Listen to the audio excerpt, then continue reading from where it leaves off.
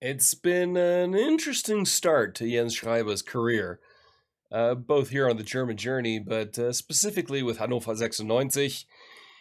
Uh, some adjustments have been made, and there's a new club owner.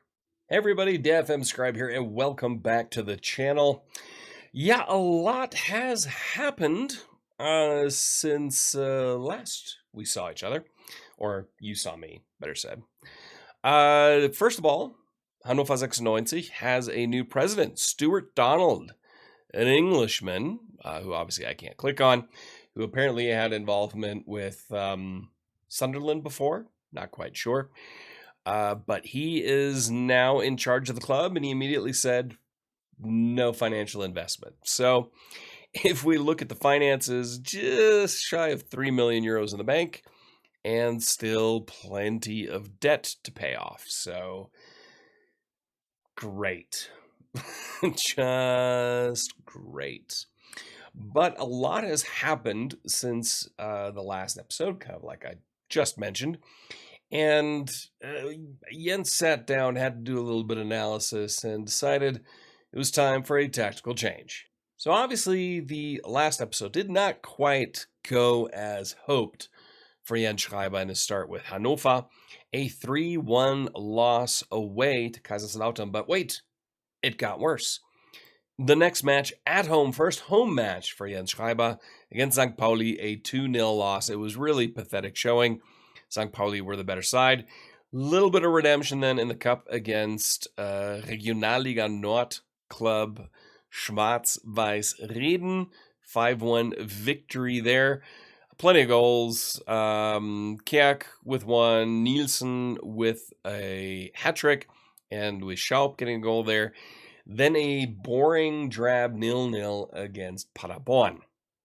And this was really the moment where I sat and went, Jens, this may not be working. And as you can see here, a switch in formation happened. Now, not the tactical impetus of pressing and possession, but how the team goes about it. And I'll talk about that here in a second.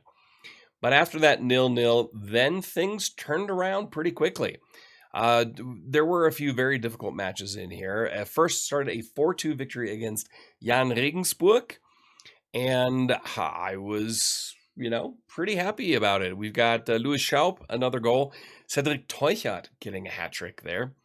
Then away at Magdeburg, 2-1 victory. Nielsen and Schaub getting the goals there. Then a 2-0 clean sheet victory against Greuther Fürth, a brace from Louis Schaub. And then the last match day, a 1-1 draw against Hansa Rostock. They took the lead, and then Cedric Teuchert getting the equalizer in the 50th minute. I would say Hansa Rostock were maybe a little bit better on the day, but overall, it's definitely an improvement if you look at, August versus July. I was very, very concerned. I mean, first 3 matches, 1 point, 1 goal. If the goal is to gain automatic promotion, even under the new ownership, yeah, that's weak. And then 3 straight wins, and then another draw. 5 matches unbeaten. Now sees Hannover 96, who were bottom of the table at 1 point, going up, and let's look at the whole thing here. And they were bottom of the table at 1 point, now sitting in 7th with 11 points, 2 points behind St. Pauli, 5 points behind HSV and Arminia Bielefeld. And some tough matches coming up. You can see Hamburg, Bielefeld, St. Pauli, Heidenheim.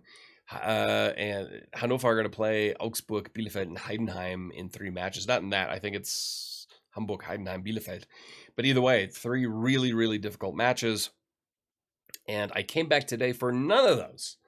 Because why would I? Because today is Niedersachsen Derby Day. The big derby against arch rival Eintracht Braunschweig, former Bundesliga champion from the 1960s. They are down in the relegation fight. Hannover moving up towards the promotion spots. Now, we have had transfer deadline come and go. The only other out was Luca Kranch, went for 600K to VfL Bochum. Really didn't need him. Why? Because we brought in 2 new players. one on loan from Brighton, Jan-Paul van Hecke, who is a Dutch international. And the 22-year-old on a season-long loan, only paying 41K in salary. So those wages are really, really good. He's very good. I mean, 15 heading, 15 marking, 17 tackling, great bravery, determination. Okay, aggression's a little high, but his jumping reach, I mean, he's really, really good. He's really, really good. Strong right foot. So he can play on the left, and he actually plays on the left mainly, but he can also play on the right as a ball-playing defender. He has played 3 times so far, 6.77 average rating, not amazing. He has played this season already for the Dutch under 21s and played really well for them. He was away on international duty. Yes, he has the number 9, and he's a central defender because it's the only number I had left. Sue me. And then for 1.2 million from Frosinone in Italy, we've got Daniel Boloca, a 23-year-old Romanian international. Very solid, a lot of 12s, 13s, 14s, central midfield and defensive midfield. This is where we needed some depth because we've gone deep in the middle of the pitch. And he can play really well as box-to-box or carrilero, and also drop back and play a defensive midfielder very, very well. So good all-rounder. He does knock ball past opponent. That came in the first day he was in the club. Said, oh, you've got a new trait. Like, well, it's not really a trait I would have picked. So with 12 dribbling and an acceleration of 12. But there you have it. That's who we have. The only other thing I want to mention is Bright Arembi, our loanee from Bayern, who has been playing okay for us so far. Actually, one important thing here, contract details, we have a 400K optional fee for the 19-year-old, which, if he continues developing nicely, I think that is an option we are definitely going to take. 400K, it's well below his value. At 19 years old, I think it would almost be silly to not do it. Even at this point, have the money. We look at our transfer funds, we could bring him in. So you can see transfer funds. We got 678K in remaining budget for wages, 2.61 million left for the season in transfers. Could spend it on MB, but I don't want to just yet. In case something happens, we need to make an adjustment during the winter transfer window. So we'll just keep that money there for now. It's not hurting anybody. We have an IMB right now. That 400K clause isn't going anywhere until the end of June of 2023. It's now September of 2022. So there's still plenty of time to make some adjustments there. So what changed tactically? Well, before we were playing a 4-2-3-1, it just wasn't really doing what I wanted it to do. Preseason looked great, but it just wasn't working. So sat down, really thought about it. What does this squad have to offer? And honestly, not a ton of wingers. I mean, I was looking for wingers. I could have brought some in, but then I looked at what's actually in the club right now. And the strength is center of the park. A lot of central midfielders attacking AMCs, DMs, and we've got pretty decent fullbacks. So decided to go and created this Scribe ball, a 4-4-2 diamond that's been playing really, really well. As far as player instructions, if I remember correctly, I have none. So that's a thing. No player instructions, no opposition instructions. Everything is going off team instructions. We're playing positive mentality. Play out of defense, shorter passing, slightly lower, and work ball into the box. Just kind of maintaining possession because that's a core component of Scribe ball. We are playing shorter kicks to the center backs, counter press, of course. And then we are playing with a high defensive line and higher press, prevent short goalkeeper distribution, get stuck in and press more often. So this is just kind of really going after the opposition to try to pin them in their half with Neumann, Arayembi, and Van Hecke. Van Hecke's on the bench right now because he's a little tired from international duty. We actually have the pace now to be able to play that higher line. Julian Börner He is on the bench. So you can see, I mean, pace of 12, acceleration of 11, agility of 8 is the problem.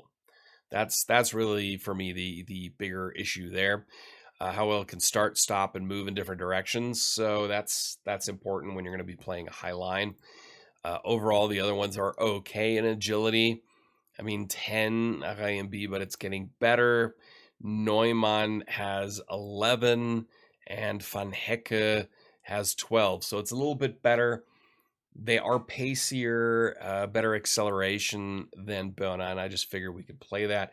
But we can drop off as well and kind of play a mid-block, and it works in the 4-4-2 diamond. Bezushkov going through. We've got a fullback on attack on the right. Right now it's Dame. So sweeper keeper on support with Zila and goal. Dame as the fullback attack, just kind of roaming, bombing up and down the right flank. On the left flank, wing back in Kuhn, kind of doing the same, a little bit less aggressive, but he's starting positions a little higher. Ball playing defender on the left, Arai and B. Normally Van Hecke would play there. Eventually I want to play Arai and B and then put Van Hecke on the right side instead of Neumann. But Neumann's been doing okay for us so far. No complaints there. Ahead of them is Kunze as a defensive midfielder on defend. Just kind of, traditional classic holding midfielder. And we've got a Carrilero in Leupold on the right. Why? Because with this fullback attacking, there are often gaps here, and he'll just naturally kind of slide out here to cover him. Then the advanced playmaker on support with Bezushkov here. With that fullback, a wingback coming up here, you get some nice interplay with the advanced playmaker. The attacking midfielder on attack. Schaup has scored a lot of goals arriving late in the area. Nielsen as the deep lying forward on support, just hold up the play, link the play a little bit, and then the advanced forward in Teuchat next to him, and that's really worked out well for Teuchat. So that's the summary of everything that's happened so far. So it's been a lot. Today we're going to play against Eintracht Braunschweig in the Niedersachsen Derby. Let me know in the comments below if you really want double live comms. I tend to prefer just one match just because I can give it my full attention and I don't have to cut it too much and can talk a little bit more about things that happen in the match. But just let me know down below. I have decided we're going to partake in this press conference because it's the first Niedersachsen Derby for Jens Scribe. And of course, normally I don't show the press conferences, but we're going to go through this one because it's a big derby. So first off, Michael Schiele has been surprisingly blasé, and that's the manager for Braunschweig.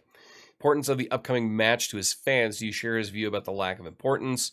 Take everything. I was surprised by his comments. This is a match the fans want. It is unusual to hear a manager speak so negatively about an opponent like this. Is there a danger rivalry between the two clubs turned into a personal rivalry between the two of you? I think that's a bit over the top. My preparations. Let's see. Can I wag a finger? Bang the table? Outstretched arms? No gesture. Yeah, nothing's based on that. Regardless of what I think. How do you think you'll handle pressure of this one? It's naturally feel a little bit. I never run away from a challenge. Pressure is always good. So are a few nerves. That's why we do this job. How much are you stressing the importance of strong discipline from your players in what can be a heated atmosphere? It's obviously important that we don't get drawn to doing anything silly. We have to keep 11 players on the pitch to give ourselves any chance of winning. Do you look forward to the type of atmosphere that typically comes with rivalry matches, or do you think it might have a negative effect? I wouldn't worry about that. We've got strong characters in this team. These are the sort of games they live for. And we're almost out of questions here. This is from Michael Weiss from Elf Freunde. Can we have some team news from you, please? I'm not going to talk about tactical details. Sorry. Sport Buzzer Martin Bauer asks, do you think local rivalries against teams like Braunschweig matter more than other rivalries like those developed in a more competitive context? I think it's important to ensure dominance in your own region before taking on bigger challenges.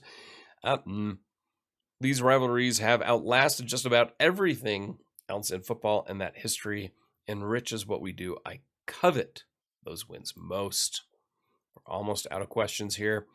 From Spox.com, Lukas Opitz, how special is this kind of fixture for the Zweite Bundesliga? These are occasions that people look out for when the fixture list is released, and I'm no different. They're special.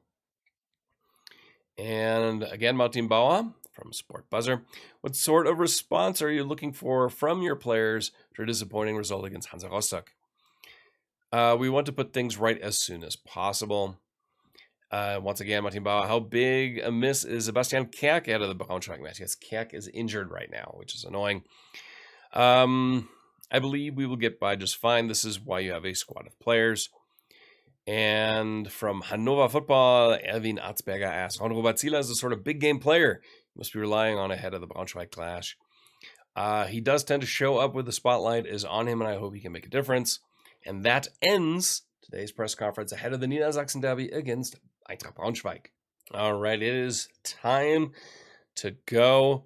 It is Saturday, early afternoon, 1 p.m., against Eintracht Braunschweig. It is 8th against 16th. Time for the tactical meeting. Not going to do any opposition instructions. This is the team we're going with. Zieler in goal. Back four of Köhn, Arebi, Neumann, and Dehm. Kunze in the holding midfield role. Ahead of him in the double eight are Besuschkow and Leopold. In the 10 spot, we've got Schaub. Two strikers are Teuchert and Nielsen. On the bench, Weinkauf, Van Hecke, Celebi, Mulroyer, Ullmann, Boloka, Foti, Bayer, and Tresoldi. All right, let's see. We are favorites here. All the best have fun. This is a big rivalry, and we're favorites. Expect to win. We have to win our home games. No excuses. Let's go. Inspiration. We've got motivated players. We have inspired players. What could possibly go wrong? Let's head into the tunnel for the natural question. Lukas Opetz is there once again from Spox.com. Are you excited by the prospect of Derby Day and facing off against your local rivals? It's always a tremendous occasion. The atmosphere is something to behold. Let's see. You found some form recently. Are you figuring out how to tackle this fixture list? Hard work pays off. That's clear. They've put in the effort and they're getting their rewards. So here we go. Big match. Derby Day. With our narrow diamond looking against how Braunschweig are lining up in a 4-2-3-1. Always going to keep an eye on those wing players because obviously that is a weakness in a diamond formation. So we've got to just keep an eye on that a little bit. But big match here for Hannover as we are pushing forward. I'm going to immediately encourage the team. It gives it a little bit of a morale boost right at the beginning of a match. And I'm looking forward to this one. And hopefully it'll be better than that Kaiserslautern match that we started the season and the series with. Leopold right through to Teuchert. Teuchert shot blocked. And Feisic picks it up. Dekali with a free kick. Henning out wide to De Medina. Pushes it forward. Köhn, nice interception there. Or tackle, not quite sure. Köhn still pushing forward. Gets tied up there. Besuschkow. Nice, chips it forward and nothing doing there. De Medina now. Come on, press him. Nice, Leopold wins the ball back. Great counter pressing there. Arai Mb. Just taking his time. Besuschkow back to Arai Mb. Looks like they've got man marking on Besuschkow and Schaub. Kunze out to Köhn. Köhn going down that left wing, gets a cross in. No, he's tied up a little bit. Besuschkow, he squares it. Leopold is there. And that shot gets blocked. That was a nice move. As Braunschweig clears, and we can build up again. Kunze. Highlight keeps going. Besuschkow. Dehm. Nielsen. And Dehm pushes through. Dehm with a shot just wide. Corner now. Leopold. He can curl him. And he does. Looks for Neumann. Cleared. But only as far as Nielsen. Dehm will pick that one up. Back to Köhn. Köhn drives forward. Teuchert now. Squares it. Looks for Louis Schaub. And cleared out. Keep going. RIMB. Besuschkow. Kunze. He tried to find Teuchert. Nothing to do there. Ucha now for Braunschweig. Very, very dangerous. De Medina.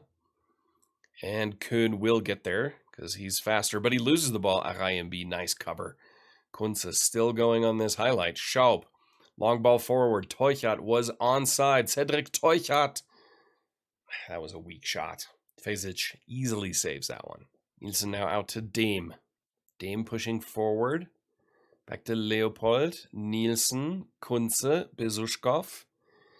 Dame takes a shot from there, and that's blocked. Endo now, and yeah. They're marking our dangerous playmakers. You can see it. There's always someone right on Bezushkov. Leopold. Neumann. Neumann to Arai Mb. Bezushkov again. Kunze, chip ball forward, headed back to Fesic. And Braunschweig now. Long ball forward. So they're not looking to build out of the back like we are. Neumann to Köhn. Kunze. Always has space. Leopold as well. He gets closed down by Ferrei. Ferrei, former Dortmund under 21 or under 23, second team player. Ferrei. Leopold gets there and wins that one in the box. Dangerous situation there, but well done by the youngster. Bezushkov driving forward. Schaub now. Schaub again. Bezushkov is in the middle. He can slip it through the Cedric Teuchert. Teuchert squares it. And there's Louis Schaub. And that's what I was talking about. He's played that. There's probably 3 goals that Louis Schaub has scored that are carbon copies of that exact move. Teuchert driving forward to the byline, holding it up. Schaub kind of starting his own goal, playing it through to Teuchert, who drives a little bit too far and then plays it back, and Schaub is just in space right in the middle, and he's scored quite a few goals this season already doing that, and that's an excellent start to the match. So it is halftime, and as you can see, Eintracht Braunschweig has not had a shot. They have no registered XG so far. Look at the analytical data. They're sitting compact and deep. But we do need that second goal for sure. Everyone overall is playing quite well. Well done controlling possession. That's exactly what we want. Everyone looks positively chuffed or delighted, very happy. We can just keep going. Even some of our players on the bench are delighted by what they are seeing so far. And hopefully it continues that way.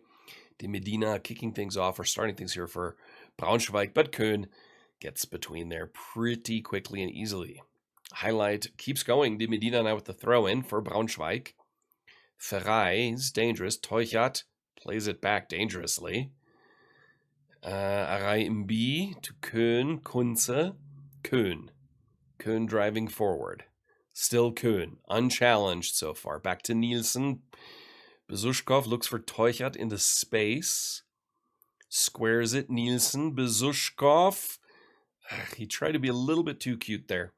And now Endo for Braunschweig. But Leopold is there. That hardworking Carrilero, which is a role that I really like, especially for narrow formations. Teuchert now. Play it out to Köhn. A lot of stuff going over our wing back. Köhn cuts back. Plays it back to Arai Mb. And again, we're working the ball in the box. We're playing patiently. Leopold with a shot. Whoa! Enzo Leopold with a firecracker goal from way outside. 2-0 to Hannover. Well, sometimes you don't have the patient build-up. Get someone like Enzo Leopold who just slams that one home. Köhn played it back to Arai Mb. So I was talking about our patient build-up. Bezushkov, Leopold, he just unwinds and clocks that one into the quarter. No chance for Fesic in the Braunschweig goal, and it is a 2-0 lead to Hannover 96. Throw in now for De Medina and Braunschweig. Henning, Winsheimer, Schaub, almost won it back. Nicolau, Henning, chip ball over the top. Dame, and Köhn, Bezushkov. Now it's time for a counterattack. Teuchert comes back, gathers it. Dame boots it forward. Schaub, Leopold, Nielsen, Hovard Nielsen. Bad touch, but that was a really nice counterattack there. Fesic now boots it long, looks for Ucha. Neumann, very, very strong there in the air. Kunze back to Arai Mb as we rebuild again. Leopold.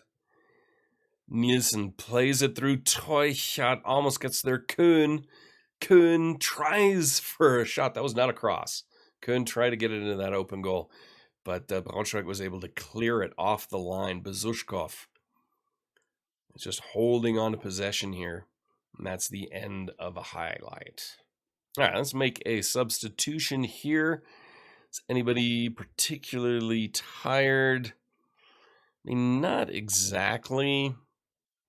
What I could do, though, is I don't want to take off Leopold right now. Kunze, I'm going to take Kunze off, and Daniel Boloka is going to come in that defensive midfield position.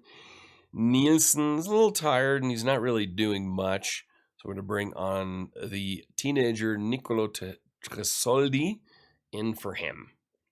Highlight here for Braunschweig. Now, I could change that we play more patiently now and sit a little bit deeper.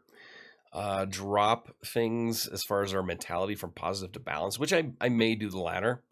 Tresoldi tried to get there. Nicolau. Köhn. Almost got there. De Medina now for Braunschweig. De Medina. Still De Medina. Back. Bezushkov is there. Good positioning. Tresoldi. Leopold. Now comes the counterattack again for Hannover. We've broken against them on the counter a few times quite nicely. Just need to end those counterattacks better. Endo now. He's got Ucha in the middle. Watch out. Ucha's in the middle. Endo's going to go alone, and that is a low percentage shot. Wouldn't be surprised if they call that a half chance. But Braunschweig did get a shot. Finally, it took him 68 minutes to get a single shot off. Neumann to Arai Mb. Schaub. Back to Arai Mb. The next substitution I'm going to make is for our fullbacks, just because they have to do a lot of work, cover a lot of ground. Looks for Schaub, Feisic with the save, and I always like to keep them fresh. So I'm going to do that right now. I'm just going to take off Köhn, bring on Chelebi, and then for Dame, we're going to bring on Muroya. 82nd minute, time for another sub. Bezushkov is looking quite tired. So we're going to do a little bit of switcheroo here. I think what I'm going to do is we're going to drop Schaub into that AP slot because he can play it really, really well. And then bring Foti on for Bezushkov, put him in that 10 role. That takes care of all of our substitution for the remainder of the match. And I'm going to drop to a balanced mentality. Just take that risk down a little bit. All right, we're nearing the end here. It's 93rd minute, and there is a push against Muroya by Winsheimer. Last minute of the match left here, and looks like we're going to have a very comfortable 2-0 win in the Niedersachsen Derby for Hannover 96. And to say that we dominated the match, I think is an understatement. Chelebi now just winding the clock down a little bit. We'll see what the final number is. Last I saw was Braunschweig only had that one kind of wild shot from Endo, and that was really it. Kaufmann plays it back to Dekali, and that's the end of the match. A 2-0 victory here in the Niedersachsen Derby. And sure enough, they had two shots. They had registered 0.23 at the end XG, 1.2 XG for Hannover. Let's look at the stat breakdown here. I like doing that for these matches. That's why single game commentaries in these episodes are good. A lot of free kicks. We had 65% possession, a lot of long shots, just to be expected. They sat pretty deep and compact. Passes completed, 86% passes completed. We can see that 98% in defense. I mean, we really controlled this match completely. They played 31 crosses, but only completed a single cross. So they tried to hit us out wide and cross it, and it just did not work. Tackles won okay. Headers won just over 50%. Other than that, ran a lot. Average rating was good. Shots first half 10 versus 6 in the second. 61% ball share. Progressive passes 67, 126. Final third passes. I mean, that really underlines how dominant we were in that final third and in this match. I mean, Braunschweig they had no chance. All right, outstretched arms, well done. Everyone is happy. Now, probably going to have questions from Kika, Carsten Federhin. What are your thoughts regarding today's win over your rivals? I am delighted. It's a great win and something for the fans to celebrate too. That result lifts Hannover 96 right up the table, which can only be good for confidence. We can see it here. We are now third place, but there's still Sunday matches to be played. Everyone wants to be high in the table as possible. We're doing well in that regard. So, yeah, we are sitting there. It looks like who can still, Darmstadt can still jump ahead, as can St. Pauli. But things are moving definitely in the right direction. 6 matches unbeaten now for Hannover 96 and Jens Schreiber. So Leupold on form. He had an 8.0 rating, 1 goal. We're going to praise him. You're superb. Really pleased how you played. Fantastic match. Shiba got the better of him. So Schiele from Eintracht Braunschweig's manager said we did really, really well. And you know what? Let's go into the post-match press conference for the Niedersachsen Derby. All right. Florian Mohr from Kicker. Pierre Schiele has implied that your mind games in the build-up to the match might have contributed to the result. It's fair to say you got under a skin a bit. Not at all. It might not be what the fans want to hear, but me and Micha had a good chat after the game. There were no issues between the two of us as far as I am concerned. Again, Florian Mohr, how important could this victory be in your season as a whole? Sort of a result which can provide a massive momentum and really kickstart a season. Braunschweig, again, Florian Mohr. Braunschweig failed to register a single shot on target today. Is that a reflection of your complete dominance today? Cannot praise them enough for that. It's one of the few nils or zeros.